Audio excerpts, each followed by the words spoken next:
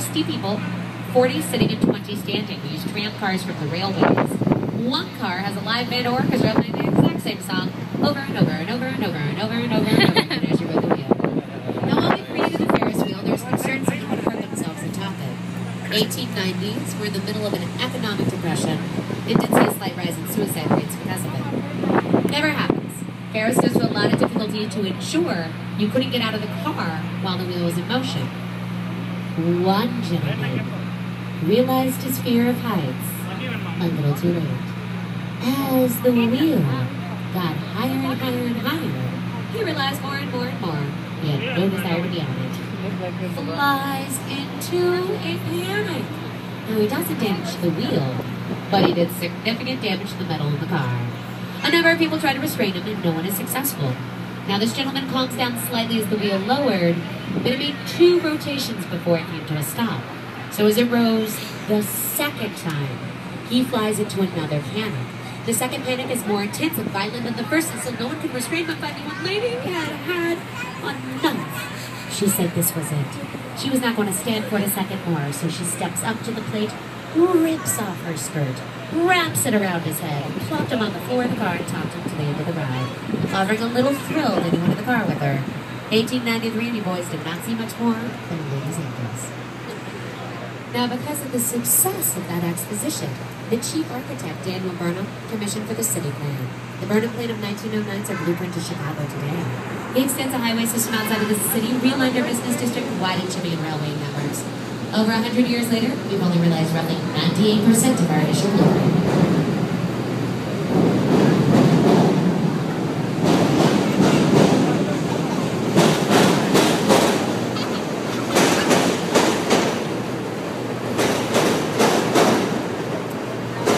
So welcome to the South Branch, ladies and gentlemen. The area to your right-hand side is the West Loop neighborhood. All of the buildings that we're going to see today in the West Loop are built over something called the airway rights.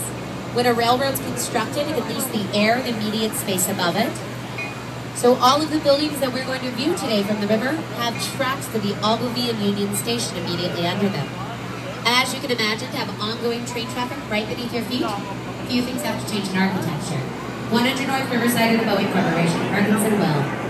So the north part of this building, 36 stories, has a traditional foundation into the bedrock. But the south part of this building is only 13 stories. Because our southwest corner has to account for switching tracks underneath it. If we're thinking about this, we can't actually have a foundation going into the bedrock where these trains need switching tracks. So what they did instead is they have caissons in the bedrock on the eastern side of those 13 stories. They go up over to the northwest corner and create a skeletal frame.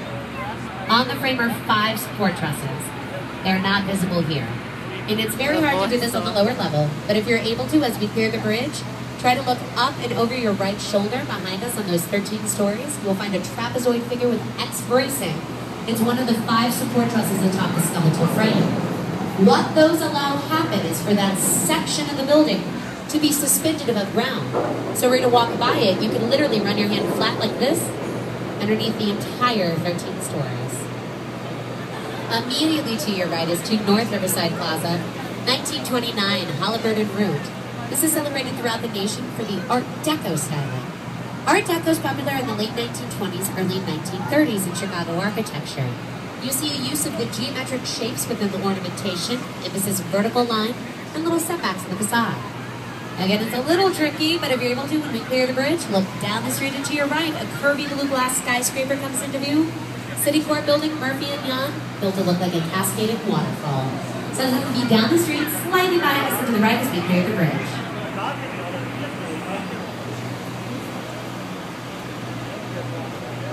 Ironically enough, most people thought it looked more like a cash register.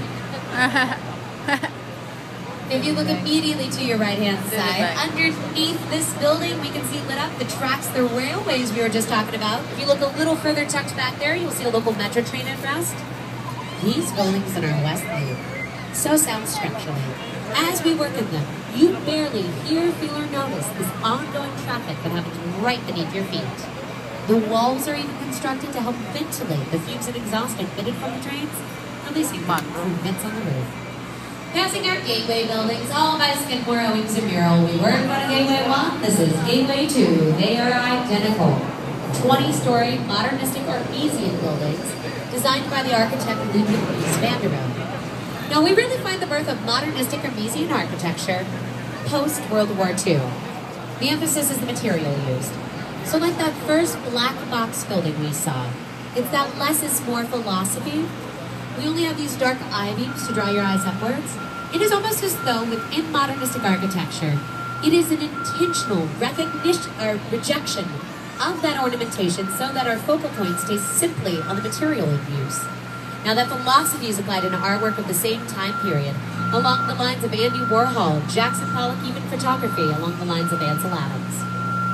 Now, as soon as we clear the Adams Street Bridge, we're going to have a very brief look at Union Station. Union Station will come into view immediately to our right on the other side of the Adams Street Bridge. Designed by the architect and our city planner, Daniel Burnham, Union is still a major railway hub in Chicago, the Midwest, as well as North America. So it's going to be immediately to your right. It's the only view from the river as we clear Adams Street Bridge. Look, wave, Bubba. Wave. Now, right next door to Union, we're going to see Gateway 3. It's this tan 35-story building coming into view. It's done a little bit differently than some of the other buildings we've been seeing. It's called precast construction. Basically, all it refers to, if you see these little cement panels that make up the facade, those are technically made off base and then brought on base for the completion of the skyscraper. I really want you to note this X-bracing coming into view on the little black box building. That's originally designed as a trading floor for the Mercantile by Dr. Frosler Kahn. Kahn is the same engineer behind the former Sears and Hancock. That X-bracing is what a Hancock is famous for. It serves the same purpose here. These X's provide us a phenomenal expansion of our interior space. They basically cut down the need for load-bearing walls and pillars on the interior, moving all of the structural support to that X-bracing of the skeleton. Gateway 4. Absolutely the largest and the most dramatic of our gateway buildings. This is designed by George DiStefano before he left the firm. Everyone is dying with curiosity. Yo, DiStefano, how are you going to decorate your gateway building? The only thing he responded was, with the other buildings. So if you look closely, we see with the bend of our river, there's a slight curvature. It's actually this convex or bubbled glass that provides us with this breathtaking kaleidoscope view of our surrounding skyscrapers, ultimately giving us our facade for Gateway 4. Old Main Post Office comes into view as we clear the bridge.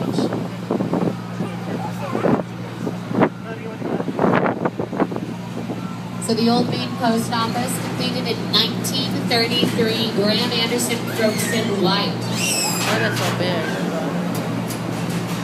Art Deco in style, 1.5 million square feet in space, made it the largest postal facility in the world upon completion. So that put Chicago on the map as a sales catalog supercenter at the time. We have Sears, JCPenney, and Montgomery Ward all leaving our city. The building is part of our city plan. If you look to the front right of us, we can see where Congress actually goes through the old post office. Daniel Burnham envisioned a public building straddling a public highway. Clearly, it has been empty for a little while, close to 2 decades. Auctioned off for the first time in 2010, the opening bid, only $300,000. But that bidding goes all the way up to $40 million. It is renegotiated for around $20 million. Look, this is new. Because of the overestimated $10 million of asbestos removal that is still left in this building. No formal plans for renovation. Most likely will be mixed use, both retail and residential space. Some of you may have seen this. If we have any fans of the Transformer movies, and Transformers 3, that is the Department of Human Services. If we have any fans of the newer Batman movies and The Dark Knight, that is both the Gotham Police Station as well as the Gotham Bank. So we discovered multi-level post offices are not efficient. In the 1990s, we create a new postal facility and our workers go right down the street. Coming up next, the new main post office. 9 engineers, 1996. So we're going to get a very brief look at a glass atrium on the north side of the building as we clear the bridge. Peeks out behind that tree. There it is.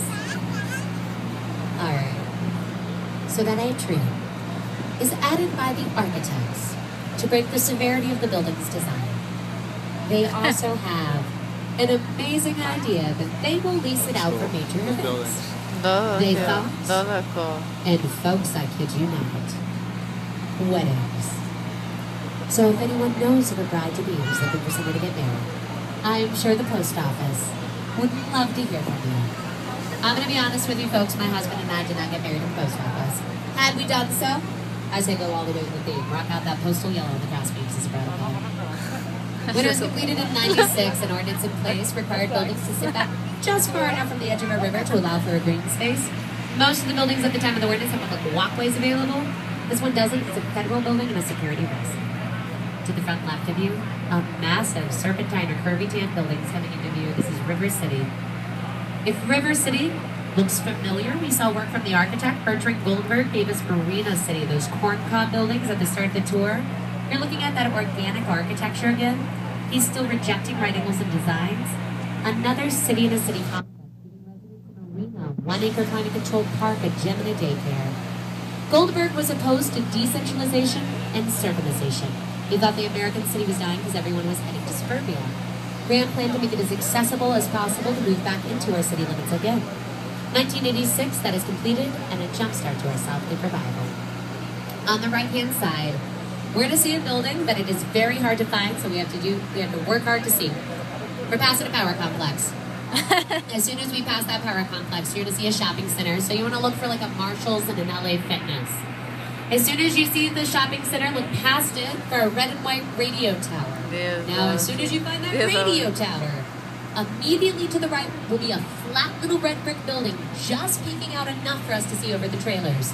So there's the radio tower way back on land. Immediately to the right, that little tiny red brick building just peeking out for us to see. That's the side of Mrs. O'Leary's barn where a fire started. We have a sense of humor. That's where we train our firefighters. All right, ladies and gentlemen, we are halfway through the narration. As we turn around, we take a pause, let you stretch your legs, take photos with friends and family. Please say hello to Katie and Patrick at the bar. They get so lonely downstairs by themselves. If you have any questions at all, my name's Allie. I'm up here on the top deck. Don't hesitate or be shy. They're so lonely. I'll always make those or whatever I can. But as we make the turn, you might want to grab your cameras because our fantastic first mate, Nick, is going to line up one of the best photos of our former Sears for you on your left. It's going to be a black boxy skyscraper with 2 big wide antennas. It was completed in 1974. Skidmore Owings a mural. Bruce Graham was the designer. Dr. Frosler Kahn the engineer. Currently, the building is 8 in the world for height, but is the tallest in Chicago, North America, and the Western Hemisphere. It rises at 110 stories. The 1,454 feet do not take into account the antennas. They are not part of the skeleton. When we're right next to that building on the river, we'll talk about its name change as well as its construction. And we're happy to do the tour. So take those photos, stretch your legs, have fun with your friends and family. Say hello to Katie and Patrick downstairs. And we're going to pick up narration when we're a little further north of the South Branch.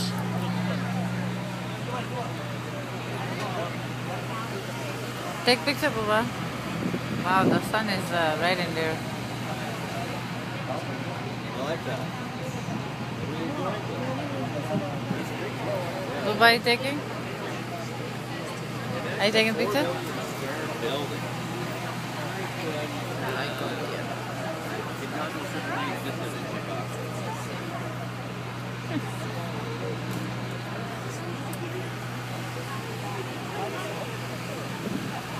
Baba, are you taking a picture? Huh?